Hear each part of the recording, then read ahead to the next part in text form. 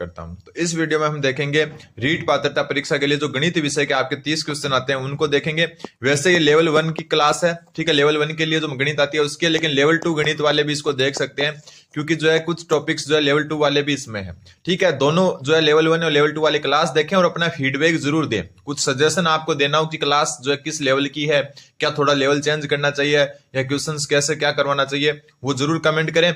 30% है टोटल और 30 ही आते हैं, जिसमें से 10 शिक्षण वीडियो के हैं और जो है अपन 15-15 के 2 भाग में जो है जो है क्लास को देखेंगे। सबसे पहला जो क्वेश्चन है आज का कि अपरिमेय संख्या का दशमलव स्वरूप कैसा होगा, ठीक है। इजी क्वेश्चन है तो ध्यान रखना। 2 संख्या होती है आपके पास, एक तो होती है आपकी परिमेय संख्या, ठीक है, एक तो होती है परिमेय संख्या और एक होती है अपरिमेय संख्या। वैसे देखो मैं पूरा डिटेल से तो नहीं बता पाऊंगा क्योंकि जो है अपन जो है एक प्रकार से रिवीजन टाइप से इस क्लास को ले रहे हैं। फिर भी देखो आपने पढ़ ली होगी परिमेय अपरिमेय संख्या। एक तो देखो परिमेय संख्या में दशमलव की बात करें तो एक होता है देखो शांत दशमलव। शांत दशमलव क्या होता है, जैसे 1.56 ऐसे जाकर रुक गया, ठीक है। तो कोई भी अगर शांत दशमलव है जो पॉइंट के बाद में जाकर रुक जाता है तो आपकी परिमेय संख्या की श्रेणी में रखी जाती है, ठीक है। फिर आवर्ती अशांत दशमलव। शांत दशमलव का मतलब हो गया शांत हो जाता है वो पॉइंट के बाद में, कितनी भी संख्या के बाद में, जरूरी नहीं है कि 2 संख्या के बाद में, वो 6 संख्या के बाद में भी जो है ऐसे अलग, ये अगर यहां पर जाकर रुक गया ना तो भी ये क्या हो जाएगी आपकी परिमेय संख्या हो जाएगी, बस रुकना चाहिए, ठीक है। फिर एक होता है अशांत दशमलव। अशांत दशमलव क्या होता है, जैसे 1.326326326326 ऐसे चल रहा है। एक तो ये हो सकता है चलता जा रहा है, लाइन का मतलब चलता जा रहा है। दूसरा ये हो सकता है 1.32161364 और ये भी चलता जा रहा है। ये 2 प्रकार के अशांत होते हैं। शांत तो होता है फिक्स हो गया कि रुक गया कहीं ना कहीं जाकर, वो तो परिमेय होती है। बात करते हैं अशांत दशमलव की। अशांत दशमलव में क्या होता है कि दशमलव के बाद में संख्याएं चलती जाती है, रुकती नहीं है, भाग चलता ही जाता है। तो देखो यहां पर 2 प्रकार के होते हैं। एक तो ये देखो 326 326 326, यानी कि आवर्ती हो रही है, बार बार इनकी क्या हो रही है, आवर्ती हो रही है। तो जिसमें भी आवर्ती हो, जरूरी नहीं है 3 संख्याओं की आवर्ती हो, 1 संख्या की भी आवर्ती हो सकती है, ऐसे भी हो सकता है, और 2 संख्या की भी आवर्ती हो सकती है, ऐसे भी चल सकता है। तो जिसमें भी आवर्ती हो रही है, चाहे 2-2 संख्या की हो, चाहे 1-1 संख्या की हो, या 3-3 संख्या की हो, या 4-4 संख्या की हो, जिसमें आवर्ती होती है मतलब बार बार संख्याएं रिपीट होती है, जैसे 3-2 3-2 3-2 326 326 326, तो वो आपकी होती है जो इसको कहते हैं आवर्ती अशांत दशमलव, ऑप्शन 2 वाली। और ये भी आपकी क्या होती है, परिमेय संख्या होती है। और फिर आती है एक जो पॉइंट के बाद चलती जाती है लेकिन रिपीट नहीं होती। देखो 3-2 के बाद में 1-6 आ गया, फिर 1-3 आ गया, फिर 6-4 आ गया, मतलब संख्याएं जो है फिक्स संख्याएं रिपीट नहीं हो रही। तो ये होती है आपकी ऑप्शन नंबर 3 वाली अनावर्ती अशांत दशमलव, मतलब आवर्ती नहीं आ रही है, अनावर्ती है, और ये आपकी कहलाती है अपरिमेय संख्या। कौन सी संख्या, अपरिमेय। तो यहाँ अपरिमेय के बारे में पूछा तो ऑप्शन नंबर सी सही उत्तर हो जाएगा। ऊपर वाली दोनों की दोनों किससे संबंधित है, परिमेय से, और तीसरी किससे संबंधित है, आपकी अपरिमेय से। समझ में आ गया होगा आपके, ठीक है। अगला क्वेश्चन, क्वेश्चन नंबर जो दूसरा है आज का, लेवल 1 के लिए वैसे ये क्लास, लेकिन लेवल 2 वाले के कुछ टॉपिक्स इसमें से आ सकते हैं तो वो देख सकते हैं। अगर आपको अच्छे लगे तो अपन लेवल 2 की भी क्लास स्टार्ट कर देंगे। संख्या दी हुई है आपके पास 4570.321 में 5 व 2 के स्थानीय मान का गुणनफल बताना आपको, ठीक है। 5 स्थानीय मान को आपको पता ही है, जैसे ये रहा 5, तो 5 का स्थानीय मान क्या होगा, 5 के आगे कितनी संख्या है, 2 और संख्या है। पॉइंट वाले को भूल जाओ, पॉइंट के अलावा कितनी संख्या, 2, तो 5 का स्थानीय मान कितना हो गया, 500 हो गया, ठीक है। फिर 2 का स्थानीय मान, 2 है पॉइंट के बाद दूसरी संख्या, पॉइंट के बाद दूसरी संख्या जो है तो इसका स्थानीय मान होगा, देखो 2 और पॉइंट के बाद कौन से नंबर पर है, 2, तो नीचे 100 का भाग लग जाएगा, ये ध्यान रखना, ठीक है। अगर 3 का स्थानीय मान पूछता तो 3 और पॉइंट के जस्ट बाद 3 है तो कितनी हो जाता, 10। अगर 1 का स्थानीय मान पूछता तो 1 और बट्टा में पॉइंट के बाद कितने नंबर पर है, 1, तीसरे नंबर पर, तो नीचे 1000 का भाग लग जाता, ऐसे होता है। तो 2 का स्थानीय मान मतलब इस 2 का स्थानीय मान, और 2 है पॉइंट से 2 दूर, तो गुणा 2 और 2 दूर है तो नीचे क्या जाएगा, 100। 2 0 से 2 0 कट गए, उत्तर आ गया आपका 10, तो उत्तर हो जाएगा आपका ऑप्शन नंबर बी। समझ में आ गया होगा आपके, ठीक है। पॉइंट के बाद वालों को ध्यान रखना, ठीक है। पॉइंट से पहले वाला स्थानीय मान तो इजी होता है, पॉइंट के बाद जैसे कोई संख्या 4.316, तो इसमें 3 का स्थानीय मान होगा 3/10, 1 का होगा 1/100 क्योंकि पॉइंट के दूसरी संख्या है, और 6 पॉइंट के बाद तीसरी संख्या, तो इसका स्थानीय मान होगा 6/1000। तो ये चीजें आपको ध्यान रखनी ही होगी। अगला question, question number 93 number question देखो, थोड़ा सा छोटा करना पड़ेगा क्योंकि क्वेश्चन बड़ा है। अगर आपको क्लियर नहीं दिखता ना तो आपको क्वालिटी चेंज करनी पड़ेगी, ठीक है। थोड़ी सी आप जो है 360 में देखोगे तो ज्यादा इजी दिखेगा। अब देखो, दो संख्याओं में बड़ी संख्या का 2 गुना छोटी संख्या के 5 गुने से 3 अधिक है, ठीक है। मान ला कि बड़ी संख्या तो x मान लो और छोटी संख्या जो है आपकी क्या है, y है, ठीक है। एक जो है मतलब एक समीकरण बनेगा कि जो बड़ी संख्या का 2 गुना है, मतलब बड़ी संख्या का 2 गुना वो छोटी संख्या के 3 गुने से, सॉरी छोटी संख्या के 5 गुने से, छोटी संख्या के देखो 5 गुने से 3 ज्यादा है, तो ज्यादा का मतलब +3 है, ठीक है। और दूसरी बात क्या हो रहा है कि बड़ी संख्या का 4 गुना, तो बड़ी संख्या का 4 गुना छोटी संख्या के 3 गुने से छोटी संख्या के 3 गुने का योग कितना है, तो छोटी संख्या यानी कि y का जो है 3 गुना का योग है आपका 71। दोबारा देखो, एक बड़ी संख्या जिसको अपन ने x मान लिया और एक छोटी संख्या जिसको अपन ने y मान लिया। ये बोल रहा है बड़ी संख्या का 2 गुना, तो बड़ी संख्या x का 2 गुना ये रहा, छोटी संख्या के 5 गुने से, तो y का 5 गुना से 3 ज्यादा है, तो 3 ज्यादा है तो +3, कम होता है तो -3। फिर दूसरा समीकरण क्या बोल रहा है, बड़ी संख्या का 4 गुना, तो बड़ी संख्या का 4 गुना यानी कि x का 4 गुना ये रहा। फिर है छोटी संख्या के 3 गुणे का योग, तो 71 है, तो छोटी संख्या के 3 गुना योग मतलब +71 है। अब देखो इस समीकरण को अगर हम देखें तो ये हो गया 2x - 5y बराबर 3, अगर 5y को इस साइड ले जाए तो। अब देखो समीकरण बन गए, एक ये रहा और एक ये रहा। और आपको पता है जो आपकी प्रतिस्थापन विधि है या विलोपन विधि है उससे कर सकते हो। तो इस समीकरण में देखो यहाँ पर 2x है, यहाँ 4x है, तो इस समीकरण को 2 से गुणा करके यहाँ लिख देते हैं। तो 2 से गुणा होगा तो ये 4x - 10y और प्लस बराबर में क्या हो गया 6, 2 से गुणा हो गया। अब घटाने पर चिन्ह, ये माइनस का, ये प्लस का और ये माइनस का, तो ये कट गया, ये हो गया 13y और बराबर कितना हो गया 78। तो y बराबर क्या हो गया 78/13 और ये हो गया 6, तो y का मान कितना आएगा 6, ठीक है। सॉरी 78 नहीं 65 हो गया, गलती लिख दिया अपन ने, 1 मिनट। क्या हो गया 71 में से 65 घटाना है, तो 71 में से 65 गए, सॉरी 6 गए तो कितने बचे 65, तो y बराबर क्या हो गया 65/13, तो y का मान क्या हो गया 5, मतलब जो छोटी संख्या वो 5 है। अब x निकालने की जरूरत नहीं है क्योंकि 5 सिर्फ इसी ऑप्शन में और कहीं 5 है ही नहीं, तो उत्तर क्या हो गया आपका ऑप्शन नंबर सी।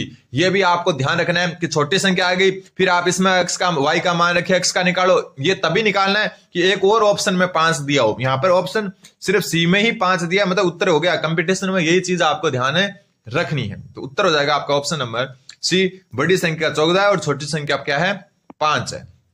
फिर आपका वैसे ऑप्शन से करना चाहो तो ऑप्शन से कर सकते हो, लेकिन ऑप्शन में आपसे ये गलती हो सकती है, टाइम उतना ही लग जाएगा अगर आपने गलत ऑप्शन ले लिया, मतलब ए ले लिया फिर बी लिया फिर सी लिया, तो अगर डी उत्तर होता तो आप वहां तक पहुंचते हो तो टाइम लग जाता है। जो क्वेश्चन ऑप्शन से होंगे मैं वैसे ही आपको बता दूंगा कि ये ऑप्शन से आराम से हो जाएगा।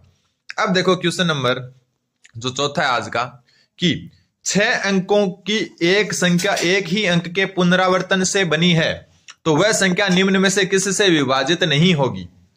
इस क्वेश्चन में थोड़ी सी देखो ट्रिक आपको मैं बता देता हूं। 6 अंकों की क्या है कि संख्या है जो एक ही अंक के पुनरावर्तन से बनी है, मतलब उसमें 6 अंकों की संख्या लेकिन एक ही अंक बार बार आ रहा है उसमें, ठीक है। तो इनमें यह बताना है कि वो संख्या जो है किन से विभाजित नहीं है। एक चीज देखो यहां पर जो ट्रिक आपके काम होगी वो मैं बता देता हूं। यहां क्या 3, 11, 9, 13 सभी की सभी विषम संख्या है, तो अपन सम संख्या का उदाहरण लेते हैं। जैसे जो 4 है, 4 से जो है ये संख्या बन गई। एक अंक के पुनरावर्तन का मतलब है या तो 2-2 से बनी है, या 4-4 से बनी है, या 6-6 से बनी है, 5-5 से बनी है, 9-9 से बनी है। एक अंक बार बार आके 6 अंकों की संख्या बन गई। अब आप ये बोलोगे कि अपन ने यही एग्जाम्पल क्यों लिया। आप एग्जाम्पल कोई सा भी ले सकते हो, ठीक है। 3-3 का ले सकते हो, 5-5 का ले सकते हो, ठीक है, 6-6 का ले सकते हो, 7-7 का ले सकते हो, बात एक ही आएगी, उत्तर एक ही आएगा। लेकिन अपन ने 4-4 का क्यों लिया, क्योंकि यहां पर सारी विषम संख्या है, तो हमेशा सम का लेते हैं ना तो इजी उत्तर आता है, ठीक है। अब सबसे पहले हम बात करें 11 का भाग, तो 11 का तो जाएगा क्योंकि सारे 4-4 हैं, तो 11 4 बार फिर 0 4 बार फिर 0 4 बार, ये तो जाएगा, इसमें तो कोई दोहराई नहीं है, तो इसका तो जाएगा क्योंकि संख्या ही एक जैसी है। फिर देखो 3 का भाग, 3 का भाग किसी संख्या में कब जाता है, कितनी भी बड़ी संख्या हो कि उसके अंकों का योग अगर 3 से विभाजित हो, अंकों का योग अगर 3 से विभाजित हो ना, योग 3 से विभाजित हो तो वो क्या होगी 3 से भी विभाजित होगी, वो संख्या भी किससे होगी 3 से विभाजित। अंकों का योग मतलब 4 कितनी बार है 6 बार, तो 4 4 8 8 4 12 12 4 16 16 4 20 20 4 24, मतलब अंकों का योग कितना आ गया 24, और 24 3 से विभाजित है, बिल्कुल 24 में 3 का भाग जाता है, तो इसका मतलब इसमें भी 3 का भाग जाएगा, तो ये भी 3 से क्या होगी विभाज्य होगी, तो 3 का भी भाग इसमें पूरा जाएगा, अपने को नहीं ढूंढना है, ठीक है। अब बात देखो क्या आती है, वापस देखना, 3 से वही संख्या विभाजित होती है जिसके अंकों का योग 3 से विभाजित हो। जैसे ये 4 4 4 है ना, इसके अंकों का योग कितना हो गया, 24। 24 हो गया, 24 में 3 का भाग जाता है, तो इसका मतलब जो ये आपका 4,44,444 है, इसमें भी 3 का भाग जाएगा। ठीक है, फिर बात करें 9 से विभाजिता की, तो कोई संख्या 9 से तभी विभाजित होगी जब क्या है उसके अंकों का योग 9 से विभाजित होगा। तो अंकों का योग कितना आ रहा है, 24। तो क्या 24 में 9 का भाग जाता है, तो नहीं जाता। तो उत्तर क्या हो गया आपका, ऑप्शन नंबर बी, 9 से विभाजित नहीं होगी यह संख्या, ध्यान रखना। ठीक है, 9 से विभाजित नहीं होगी, 13 से विभाजित होगी। लेकिन 13 में नियम क्या लागू होता है मैं बता देता हूं, वैसे थोड़ा हार्ड नियम है 13 में क्या नियम लागू होता है कि 13 से कैसे विभाजित होगी, अपने को नहीं पूछना था तो अपन 9 का नहीं होगा। अगर इसका 27 योग हो जाता ना तो 9 से विभाजित होती, क्यों, 27 में 9 का भाग जाता है तो जो है उसमें भी जाएगा, लेकिन 24 में नहीं जाता। अब 13 से कैसे विभाजित होती है, 13 से विभाजित का नियम देखो, ये संख्या आपकी, ठीक है, कौन सी, ये संख्या है, ये थोड़ा हार्ड नियम है इसलिए मैंने जो है आपको बता देता हूं। इसका जो इकाई का अंक है 4, उसको 4 से गुणा करो, कितना आया, 16। तो फिर बच गई कौन से, ये बच गई संख्या, ठीक है, 5 4 जो है 5 बार बच गया, 6 को 4 से गुणा किया और इसमें जोड़ दो, और जोड़ोगे तो उत्तर आएगा ये 10 हो गया, 5 और ये 6 हो गया, 4 4 4। फिर अगर ये जो संख्या आती है जैसे अपने आई ये, अगर ये 13 से विभाजित है, ये क्या है 13 से विभाजित है, तो ये भी 13 से विभाजित होगा। तो इसमें जो है कुल मिला के बात यही है कि जो है आपका जो ये उत्तर है वो हमेशा जो है जो क्या होगा 13 से विभाजित होगा, करके देख सकते हो। लेकिन अपने को नहीं पूछा था तो अपन 13 को पास जाते ही क्यों, अपन 9 से पता लगा लेते हैं, क्योंकि 9 का नियम इजी है, 9 में सेम यही नियम लागू होता है कि अंकों का योग अगर 9 से विभाजित तो संख्या भी 9 से, लेकिन अंकों का योग 9 से विभाजित नहीं हो रहा क्योंकि 24 में 9 का भाग नहीं जाता, तो इसमें भी नहीं जाएगा। उत्तर क्या हो गया आपका, ऑप्शन नंबर बी। फिर आता है क्वेश्चन नंबर 95 या फिर आज का जो 5वां क्वेश्चन है कि यदि जो ये भिन्न दी हुई है ना आपको, कौन सी भिन्न, 2/3, 23/30, 9/11, 11/15, 4/5, इनको आरोही क्रम में यानी बढ़ते क्रम में लिखा जाए तो मध्य में कौन सी भिन्न आएगी, ठीक है, बीच में कौन सी भिन्न आएगी अगर बढ़ते क्रम में लिखेंगे। तो देखो ऐसे क्वेश्चन कैसे करते हैं, ठीक है, वैसे अगर आप डायरेक्ट भी कर सकते हो कि इसका इसमें भाग दो, इसका इसमें भाग दो, इसका इसमें दो, ठीक है, ये तो तरीका आपका जो है कुछ सरल भिन्न पर लागू होता है। अब मैं एक और तरीका बता देता हूं आपको, 2/3 है, एक आपकी क्या है 23/30 है, ठीक है, एक आपकी 9/11 है, एक आपकी 11/15 है और एक आपकी 4/5 है, ठीक है। ऐसे क्वेश्चन आते हैं, आपको इनका अंतर देखना है, इनका अंतर कितना है 1, इसका अंतर कितना है 7, इसका अंतर कितना है 2, इसका अंतर कितना है 4 और इसका अंतर कितना है 1, ठीक है। अब देखो यहां पर आपको क्या करना है वो बता देता हूं कि यहां अंतर 1 आया, 7 आया, 2 आया, 4 आया, 1 आया, तो 1 को छोड़ के जो संख्याएं बचती है तो 7 2 4, इनका एलसीएम लो, जिससे एलसीएम आ जाएगा इनका क्या आया एलसीएम, हेलो ये एलसीएम आ गया, 7 को 2 से क्या 14, 14 को 2 से क्या 28, तो इनका एलसीएम कितना आया 28। अब जो ये एलसीएम आया ना, इनको इनसे गुणा करते जाओ। एक दूसरा रास्ता तो वही है कि इसको क्या लिख लिया 0.6 लिख लिया, ठीक है, इसको क्या लिख लिया, ये आपके जो है 0.6 ऐसे करके, लेकिन यहां पर पॉइंट बराबर आएंगे तो आपको 2 से अधिक संख्याओं को देखना पड़ेगा। इससे अच्छा दोनों सबका अंतर लगाओ और अंतर में 1 को छोड़ के जो संख्याएं बचे, यहां जैसे 1 1 बचा, इनको छोड़ दो, 7 2 4, इनका एलसीएम आ गया 28। अब जो यहां पर अंतर है इसका 28 में भाग दिया, 28 बार गया 1 और 28 को 2 से गुणा किया तो कितना आ गया 56, ठीक है। फिर 7 का 28 में भाग दिया 4 और 4 को 23 से गुणा करना कोई हार्ड नहीं होता, 46 का डबल कर दो तो कितना हो गया 92। फिर 28 का 2 में भाग दिया 14 और 14 को 9 से गुणा करना भी इजी, 126 आ रहा है, ठीक है। फिर जो है 28 में 4 का भाग दिया 7 और 7 को 11 से गुणा करना भी इजी है, कितना आया 77। और फिर भाग 28 28 को 4 से गुणा किया तो 112, ये आ गया आपका, ठीक है। वापस देखो इस क्वेश्चन को क्योंकि अच्छे से समझ में आना चाहिए। ये भिन्न का पहले अंतर निकाल लिया, ठीक है, ये अंतर आ रहा है हर और अंश का अंतर। फिर जो हर और अंश का अंतर आया उसमें 1 को छोड़ के जो बच गई संख्या 7 2 4, उनका एलसीएम निकालेंगे 28 आ जाएगा। अब 28 एलसीएम में पहले भिन्न है उसके अंतर का यानी भाग देंगे, 1 का भाग देंगे 28 और ऊपर वाले अंश से गुणा कर देंगे तो 28 का 2 गुणा हो गया 56। ऐसे 7 का भाग देंगे 28 में 4 आएगा, 4 को 23 से गुणा कर देंगे तो यहां पर आ जाएगा 92, ठीक है। ऐसे 2 का जो है 28 में जो है क्या देंगे भाग देंगे, 14 को 9 से गुणा कर देंगे तो 126, छोटे छोटे गुणा आराम से हो जाएंगे जल्दी जल्दी। ऐसे ये 2 संख्याओं को गुणा कर देंगे, इनका जो बढ़ता क्रम होगा ना वही इन भिन्न का बढ़ता क्रम होगा, क्रम से लिखा हुआ है। तो सबसे पहले कौन सी होगी 126 वाली, यानी कि कौन सी होगी सबसे जो है बड़ी भिन्न? तो सबसे बड़ी भिन्न होगी आपकी जो है बीच वाली, ये वाली सबसे बड़ी है, तो 9/11 सबसे बड़ी है। ठीक है, उसके बाद में जो है 2 नंबर पर देखो ये लास्ट वाली है, तो 2 नंबर पर क्या हो जाएगी 4/5। ठीक है, फिर 3 नंबर पर देखो ये 92 वाली, मतलब 2 नंबर वाली, तो 23/30। फिर देखो इसके बाद में कौन सी है स्वतंत्र वाली, यानी 4 नंबर वाली 11/15। और इसके बाद में आपकी आएगी जो बच गई है, कौन सी बच गई? पहली वाली 2/3। ये बढ़ता क्रम है इसका। पूछा है कि बढ़ते क्रम में मध्य भिन्न कौन सी होगी, तो 2 इधर से छोड़ो 2 इधर से, तो मध्य कौन सी होगी? 23/30। तो उत्तर तो हो गया इसका ऑप्शन नंबर ए। वैसे यहां से भी देख सकते थे मध्य भिन्न कौन सी होगी, तो मध्य भिन्न देखो सबसे बड़ी ये और सबसे बड़ी ये, 2 सबसे बड़ी और 2 सबसे छोटी हटा दो, तो ये 92 वाली यानी कि 2 नंबर वाली होगी। और 2 नंबर कौन सी है? 23/30। ये मेथड समझ में नहीं आया तो वापस जाओ पीछे, स्लो करके देखो वापस, जो है ये मेथड एकदम इजी मेथड है, हर क्वेश्चन में लागू होता है। फिर देखो क्वेश्चन नंबर जो आपका 96 है वो क्या बोल रहा है? 96 नंबर क्वेश्चन बोल रहा है, थोड़ा छोटा है क्योंकि इंग्लिश में भी साथ में लिखा हुआ है, 2 भिन्न के हर क्रम से 7 व 9 है। मतलब 2 भिन्न है, उनके हर तो फिक्स कर दिए कि हर क्या है, उनके हर आपके एक का 7 है और एक का हर कितना है? 9 है। फिर इन भिन्नों का योगफल कितना है? 55/63। तो 55/63 योगफल है। इसका मतलब जो है यहां x लिख दो और यहां प्लस करके y। ठीक है, जो पहली भिन्न है उसका अंश x मान लिया, दूसरी का y मान लिया, और हर बता रखा 7 और 9 है, और योग उनका है 55/63। अब हो रहा है अंशों को बदलने पर भिन्न का योग 19/21 हो जाता है। तो अंश को बदल दो, अंश को बदलेंगे मतलब x की जगह y आ गया और y की जगह x आ गया, और इनका योग जो है आपका 19/21 है। अब आप जो है वैसे सोल्व करोगे तो क्या करोगे? इसका एलसीएम लोगे तो ऊपर वाली समीकरण बन जाएगी, एलसीएम निकलने पर 9x + 7y और बट्टा में 63 एलसीएम आया और 55/63, और इससे ये कट गया तो ये आ जाएगी 9x + 7y = 55। ये पहली समीकरण आ गई, और फिर इससे दूसरी समीकरण निकालोगे तो 9y + 7x = 19। ऐसे करोगे और फिर इसका वही प्रतिस्थापन विधि से, तो ऐसा थोड़ा बड़ा हो जाएगा क्वेश्चन। तो अपने को क्या करना है, पहली भिन्न है ना, इससे ही कर लेंगे अपन। क्या आया? 9x + 7y बराबर कितना आया? 55। अब यहां से आपको जो है भिन्न को नहीं देखना है, भिन्न को नहीं देखना है, आपको यह ध्यान रखना है कि 9x + 7y = 55 कहां से हो रहा है? नीचे वालों को भूल जाओ, सबको नीचे वालों को भूल जाओ, 7 9 को। ऊपर वाली संख्या को एक एक करके ऑप्शन से रखोगे आप। 9x + 7y = 55 होना चाहिए, तो ये x है और ये y है, तो 9 × 4 + 7 × 5, क्या ये 55 हो रहा है? तो नहीं हो रहा। क्यों? क्योंकि ये 36 हो गया और ये 35, 36 और 35 तो 71 हो रहे हैं, तो ये उत्तर तो नहीं होगा।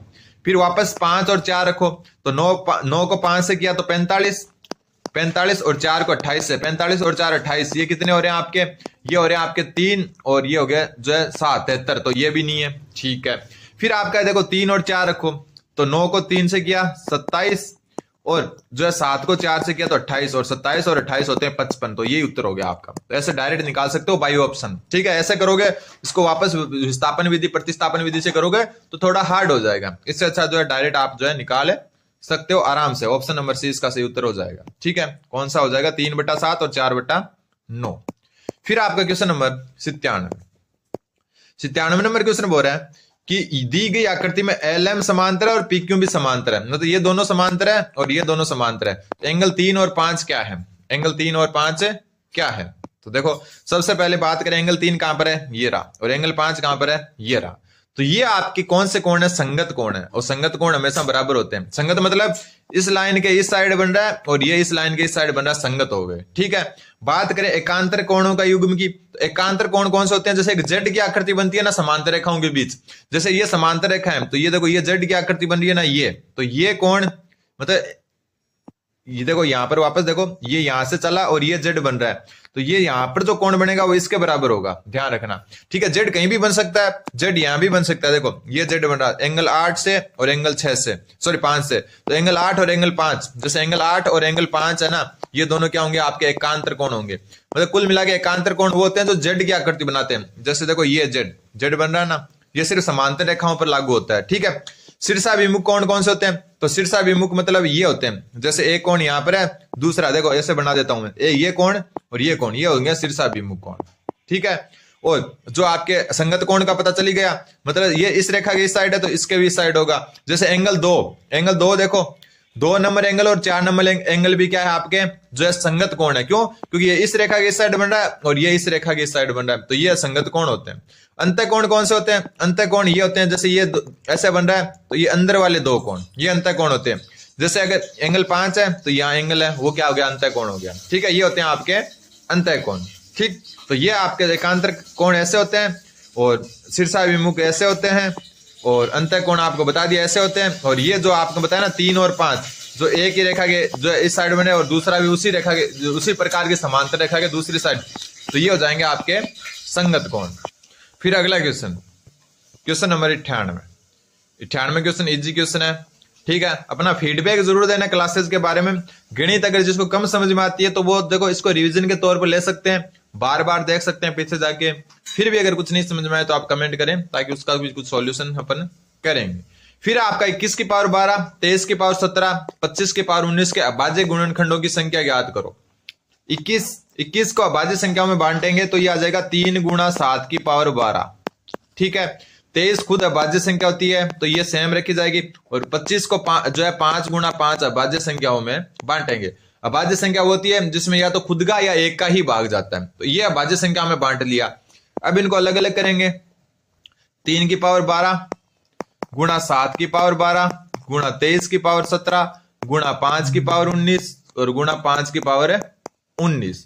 अब इन ऊपर वालों को जोड़ दो, 12 और 12 24, क्योंकि घात पूछिए कि गुणनखंडों की संख्या कितनी होगी, तो 12 12 कितने होगी 24, 24 में 17 जोड़े तो 24 में 17 जोड़े 41, 41 में 19 जोड़े तो 41 में 19 जोड़े तो आपके हो गए 60, 60 में 19 जोड़ेंगे तो उत्तर हो जाएगा आपका 79। ठीक है, तो उत्तर क्या हो गया? Option number B. ठीक है, ऐसा अभाज्य गुणनखंडों की संख्या आप आराम से बता सकते हो। अगला क्वेश्चन नंबर 99 नंबर क्वेश्चन बोल रहा है। देखो हाँ, ये क्वेश्चन थोड़ा सा नोट कर लेना आप, अगर आपके लिए नया हो तो शायद मेरे हिसाब से नया ही हो सकता है कि 2 संख्याओं के मध्य अनुपात दिया हुआ है 5:7। ठीक है, इनका लघुत्तम समापवर्त्य यानी एलसीएम दिया हुआ है 420, तो संख्याओं का अंतर बताना है। तो ऐसे क्वेश्चन कैसे करना है वापस मैं बता देता हूं कि कोई 2 संख्याओं के मध्य अनुपात दिया होता है, ठीक है, और उनका एलसीएम दिया होता है, तो संख्याओं का अंतर कैसे निकालते हैं मैं बता देता हूं आपको।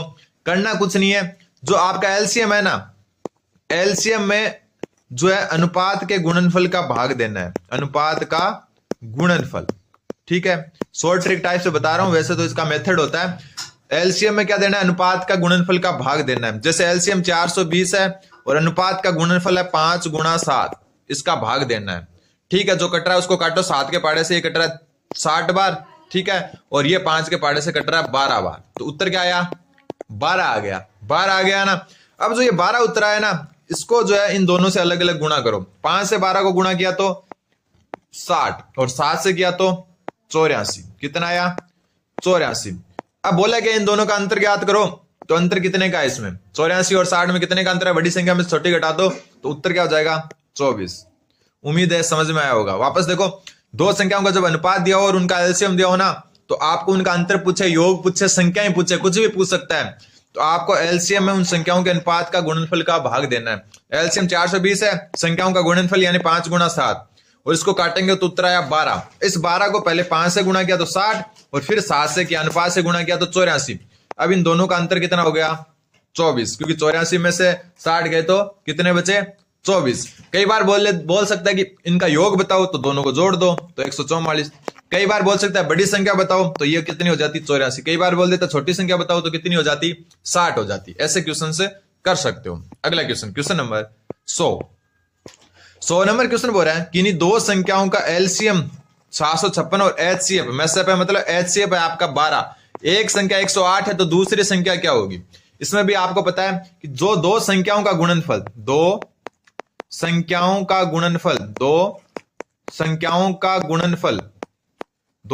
का जो गुणनफल है वो क्या होता है? उनके एचसीएफ गुणा एलसीएम के बराबर होता है। मतलब कोई भी 2 संख्या है ना, उनका गुणनफल जो होता है वो उनके ही एलसीएम और एचसीएफ के गुणनफल के बराबर होता है। 2 संख्याओं में से एक संख्या 108 है और दूसरी संख्या अपन ए मान लेते हैं, तो दोनों संख्याओं का गुणनफल उनके एचसीएफ और एलसीएम के गुणनफल यानी जो है 756 गुणा 12 के बराबर होगा। तो ए बराबर क्या हो जाएगा 756 गुणा 12 और बट्टा में आ गया 108। ये 12 से कट गई 9 बार और ये 9 से 756 को काटेंगे तो जो कितने 8 बार जाएगा 72, बचे 3 36 84। तो उत्तर क्या आ गया आपका ऑप्शन नंबर ए। वापस देखो, दो संख्याओं का गुणनफल उनके एचसीएफ गुणा एलसीएम के बराबर होता है। तो दो संख्या में एक संख्या 108 है तो दूसरी को ए मान लिया, उन दोनों का गुणनफल इनके एलसीएम और एचसीएफ यानी कि 756 और 12 के गुणनफल के बराबर होगा। 108 को नीचे भाग में ले गए, उत्तर आ गया 84। अगला क्वेश्चन, क्वेश्चन नंबर जो है आपका 101 नंबर क्वेश्चन बोल रहा है तीन संख्याओं का औसत 16 है, प्रथम दो संख्याओं का 17 और दूसरी और तीसरी संख्या का औसत 15 है, तो द्वितीय संख्या ज्ञात करो। तो प्रथम 3 का कितना है 16, तो ऐसे में क्या करते हैं 16 को 3 से गुणा कर दो, कितना आया 48, कितना आया 48।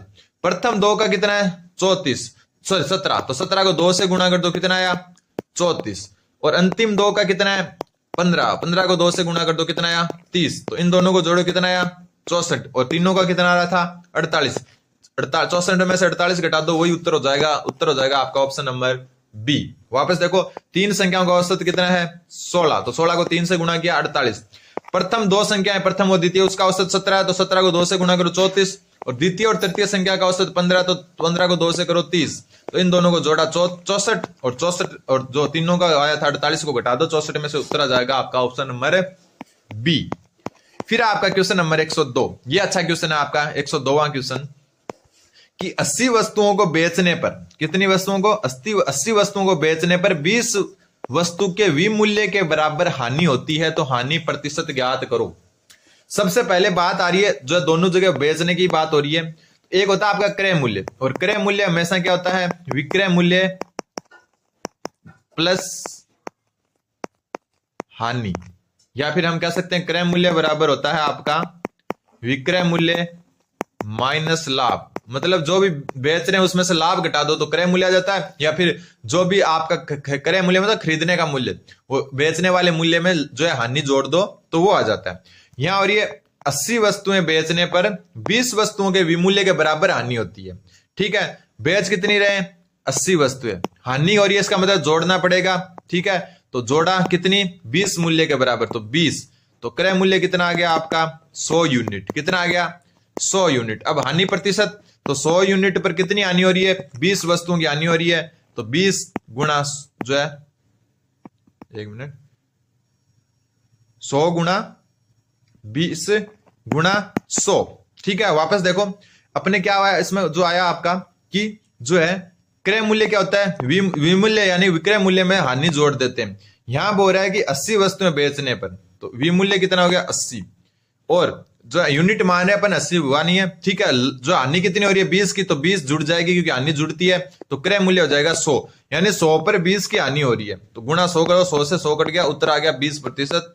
अच्छे से देख लेना इस क्वेश्चन को, उत्तर हो जाएगा आपका ऑप्शन नंबर ए। अगला क्वेश्चन, क्वेश्चन नंबर 103। देखो ये क्वेश्चन आ गया, क्वेश्चन बोल रहा है वस्तु को 91 रुपए में बेचने पर 30% की हानि होती है, तो क्रय मूल्य ज्ञात करो। अब देखो सबसे पहले कि कोई वस्तु का क्रय मूल्य, क्या क्रय मूल्य 100 रुपए था, कितना था 100 रुपए। ठीक है, हानि कितनी हुई 30%, तो 100 का 30% कितने हो गया, कितना हो गया 30 रुपए। ठीक है, तो अब देखो जो आपका विक्रय मूल्य वो कितना 91, तो यहां से देखो हानि 30 की हुई, क्रय मूल्य 100 का था, मतलब कोई चीज 100 में खरीदी 30 की हानि हुई तो 70 में बेच दिया आपने, और 70 में बेच रहे हो, लेकिन यहां बोल रहे हो 91 में बेच रहे हैं, तो 70 यूनिट किसके बराबर हो जाएगी 91 के, तो 91 में 70 का भाग दो, क्रय मूल्य कितना था 100, तो 100 से गुणा कर दो, 10 से 10 7 से ये जो है कितनी बार 13 बार, और 13 10 से गुणा होगा तो 130 रुपए, उत्तर हो जाएगा उत्तर ऑप्शन नंबर डी। वापस देखो इस क्वेश्चन को, अगर ऐसे समझ में नहीं आ रहा तो अलग तरीके से समझा देता हूं। 30% की क्या हो रही है हानि, तो 70% बच गई, कीमत कितनी बच गई 70%, क्योंकि 30% की हानि हो गई, और यहां वस्तु कितने में बेच रहे हैं 91 में, यानी कि 70% जो है 91 के बराबर है, तो 91 में जो है आपको 70 का भाग देना है, गुणा 100 से कर देना है, और उत्तर वापस कितना आ जाएगा 130 आ जाएगा। अगला क्वेश्चन, क्वेश्चन नंबर 104 क्वेश्चन क्या बोल रहा है कि किसी राशि का साधारण ब्याज जो है मूलधन का 1/4 गुना है, दर व समय का संख्यात्मक मान बराबर है, मतलब जो दर है आर और समय दोनों क्या है, बराबर है। तो दर प्रतिशत ज्ञात करो। ठीक है, सबसे पहले साधारण ब्याज हम मान लेते हैं 100 रुपए। कितना, 100, सॉरी मूलधन जो है अपन क्या मान लेते हैं, मूलधन है आपका 100 रुपए। मूलधन कितना है, 100, और मूलधन का 1/4 यानी कि 100 में 4 का भाग दोगे तो साधारण ब्याज कितना है, 25। ठीक है, दर व समय का संख्यात्मक मान बराबर है, दर मतलब आर और समय यानी टी दोनों का संख्यात्मक मान हम मान लेते हैं बराबर है एक्स के। ठीक है, तो साधारण ब्याज क्या होता है आपका, साधारण ब्याज बराबर होता है मूलधन गुणा दर गुणा समय बटा 100। तो अपन सब कुछ देख चुके, साधारण ब्याज कितना है 25, मूलधन है 100 और दर और समय है x गुणा x और बट्टा 100। 100 से 100 कट गया, इधर x स्क्वायर बराबर 25, तो x बराबर कितना आ गया, 5। ठीक है, तो 5% इसका सही उत्तर है, हो जाएगा। और अगला क्वेश्चन और आज का लास्ट क्वेश्चन कि 25, देखो ये अच्छा क्वेश्चन है कि 24 व्यक्ति 8 घंटे प्रतिदिन काम करके किसी कार्य को 39 दिन में समाप्त कर सकते हैं, तो बताओ 26 व्यक्ति 12 घंटे कार्य करके उसको काम को कितने दिन में समाप्त करेंगे। तो इजी क्वेश्चन है, तो इधर वाले 3 है ना, तीनों उनको गुणा करके इधर वाले 2 का भाग दे दो, तीसरी आ जाएगी। जैसे 24 गुणा 8 गुणा 39, 24 व्यक्ति 8 घंटे प्रतिदिन 39 दिन कार्य करते हैं और 26 व्यक्ति 12 दिन करते हैं, तो इसका भाग दे दो 26 गुणा 12 का। ठीक है, ये इससे कट जाएगा 2 बार और ये 2 से कट गया 13 बार और ये 13 से कट गया 3 बार, तो उत्तर हो गया 8 गुणा 3 यानी कि 24। तो उत्तर क्या हो गया, ऑप्शन नंबर डी। तो ये ऐसे होते हैं ये क्वेश्चंस। ठीक है, तो उम्मीद है कि आपके समझ में आएगा। चैनल को सब्सक्राइब करें। अगर आपको मैथ की क्लास अच्छी लग रही है तो हम आगे जो है इसको कंटिन्यू रखेंगे। अपना फीडबैक जरूर दें।